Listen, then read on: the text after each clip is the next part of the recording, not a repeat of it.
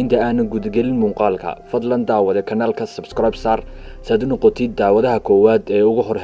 hor daawada video kasta cusub ha iloobin inaad like saarto sidoo kale ha ilmaamin inaad u dirto asxaabtaada isleedo waa anfacaya waad ku maasan tahay daawada midda waa mid ka mid ah dadyoga ugu caansan uguna taajirsan waqti xaadirkan dunida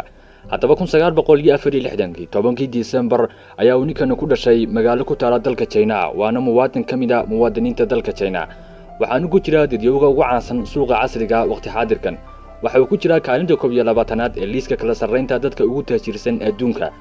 lacagtiisa waxa lagu qiyaasaa 43 bilyan oo dollarka Mareykanka waxaanu had iyo jeer caawiyaa dadyoga dan yarta ee ku nool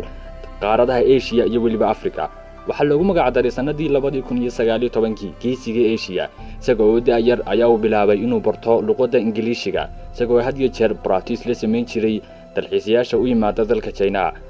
dadaal dheer iyo halgan badan oo ninkan nolosha u soo maray waxay qasab ku noqotay inuu codsado 3 shaqo oo kala duwan laakiin waxa xusid mudan in 3kii shaqoba uu ku qasaaray loona diiday waxa uu isku dayay inuu noqdo mid ka mid ah cunto kariye ka shaqeeya maqaaxiyaha waa loo diiday waxa uu isku dayay inuu noqdo askari ka mid ah askarta wadanka China waa loo diiday ugu dambeyntii ninkani waxa uu go'aan ku gaaray inuu noqdo macallimiinta dhigta luqadda Ingiriisiga waxaanu bishii mushaharaan u qaadan jiray lacag ka yar $10 xusid mudan sanadku markuu ahaa 1999 markii uu sameeyay website-kiisa caanka ah ee alibaba.com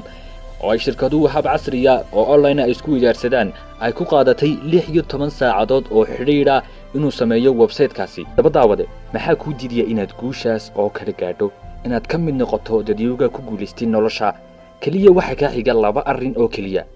inaad hadafkaaga dheerayso dadaal dheerna aad u gasho si aad u rumayn lahayd una gaadhi lahayd hadafkaaga waad ku maasan tahay daawashada muuqaalkan subscribe saar kanaalka saad u noqotid daawadaha koowaad ee ugu hor hela video kasta cusub ha iloobin inaad like saarto sidoo kale ha ilmaamin inaad asxaabtaada u soo share garayso nabaday